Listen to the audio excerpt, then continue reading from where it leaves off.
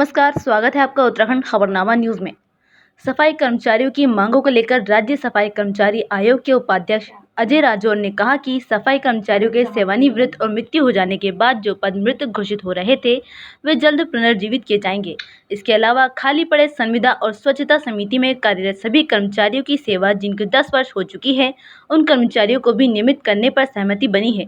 राज्य सफाई कर्मचारी आयोग के उपाध्यक्ष और शहरी विकास मंत्री सफाई कर्मचारियों की मांग को लेकर मुख्यमंत्री से देहरादून में मिले थे, जिसके बाद कई बिंदुओं पर सहमति बन चुकी है, जिनको जल्द कैबिनेट में लाया जा सकता है। इसके अलावा सभी सफाई कर्मचारियों को 5 लाख तक निःशुल्क इलाज मिलने का आदेश भी जारी किया जाएगा और शिक्षित सफाई कर्मचारियों की पदोन्नति पर भी सहमति बन चुकी है। अजय राजौर के मुताबिक कांग्रेस सरकार द्वारा गठित सफाई कर्मचारियों से संबंधित ढांचे में संशोधन करने के लिए जो भी बिंदु लाए गए थे, जिनसे सफाई कर्मचारियों को नुकसान हो रहा था, उन बिंदुओं को कैबिनेट में लाकर जल्द समाप्त किया जाएगा। नियम 14 सूत्री कार्यक्रम था माननीय मुख्यमंत्री जी के समक्ष और माननीय शहरी विकास मंत्री जी और सचिव साहब और डायरेक्टर साहब के साथ हम लोगों की बहुत अच्छी बैठक रही और उसमें वार्तालाप में माननीय मुख्यमंत्री जी ने और माननीय शहरी विकास मंत्री जी ने पूर्ण रूप से अपनी सहमति जताई। जो 14 सूत्री कार्यक्रम उत्तरांचल स्वच्छ कर्मचारी संघ और उनके जो सहयोगी मोर्चे के संगठन के इनके लोग थे, उनके सभी की उपस्थिति में माननीय मुख्यमंत्री जी ने जो सबसे बड़ी समस्या थी, इनकी जो ढांचा कांग्रेस सरकार ने बनाया था, उस ढांचे से ही संबंधित विभिन्न प्रकार की समस्याएं उत्पन्न हो रही थी। उस ढांचे में वो बिंदु जो सफाई कर्मचारियों का जिससे उत्पीड़न हो रहा था, जिससे सफाई कर्मचारियों को नुकसान हो रहा था, उन बिंदुओं को ख़त्म करके वो नए उसके अंदर शासनादेश जारी किए जाएंगे ताकि सब सफाई कर्मचारियों को पूरे प्रदेश के अंदर उसका लाभ मिले, जिससे निकल करके जो पूर्व सरकार ने जो मृत पद घोषित कर रही थी लगातार, जो सफाई कर्मचारियों के लगभग 5000 पद थे उत्तराखंड राज्य गठन के समय, उन सभी पदों को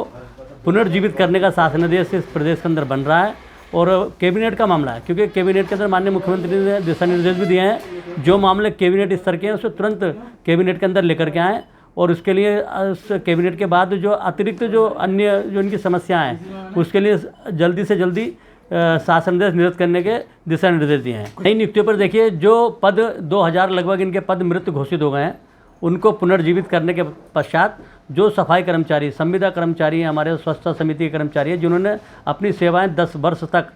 इस उत्तराखंड के अंदर सफाई करते हुए दी हैं, उनको ही स्थायी कर्मचारी के रूप में सम्मान दिया जाएगा। और जो सफाई कर्मचारी हमारे पूर्व में जो हमारे 1 लाख रुपये का बीमा था सफाई कर्मचारियों का, उस बीमे को सरकार ने बंद कर दिया था। अब वर्तमान सरकार ने, मैं सरकार का धन्यवाद भी अदा करना चाहता हूं, माननीय मुख्यमंत्री जी का भी आभार व्यक्त करना चाहता हूं, शहरी विकास मंत्री जी का भी आभार व्यक्त करना चाहता हूं कि उनके सहयोग के कारण जो सफाई कर्मचारी मृत्यु हो रहे थे, उनको कोई भी किसी प्रकार का बीमा इत्यादि नहीं मिल रहा था, उनको 2 लाख रुपये तक का बीमा अब माननीय सरकार हमारी देने जा रही है और उस बीमे की भी धनराशि जो प्रीमियम होगी उसकी भी भुगतान सरकार करेगी। और इनके आवास की बहुत बड़ी समस्या थी, जिसमें माननीय सफाई कर्मचारी के हमारे यहाँ पर सदस्यगण हैं आयोग के भी, और सभी लोग हमारे उपस्थित हैं वहाँ पर। हम सभी लोगों ने इनकी मांग को उठाया और सब लोगों ने कहा है जो सफाई कर्मचारी इस समय वर्तमान में आवासों में वर्षों से, कोई सफाई कर्मचारी तो 50, 40 वर्षों से उसमें निवास कर रहा है, उनको मालिकाना अधिकार अभी तक नहीं मिला है। माननीय मुख्यमंत्री जी ने कमेटी बनाई है शहरी विकास डायरेक्टर जी के अध्यक्षता में, जिसमें सफाई कर्मचारी की यूनियन के 4 प्रतिनिधि रहेंगे और इस कमेटी के माध्यम से जो रिपोर्ट आएगी उनको मालिकाना अधिकार भी दिया जाएगा। हल्द्वानी से उत्तराखंड खबरनामा न्यूज़ की रिपोर्ट।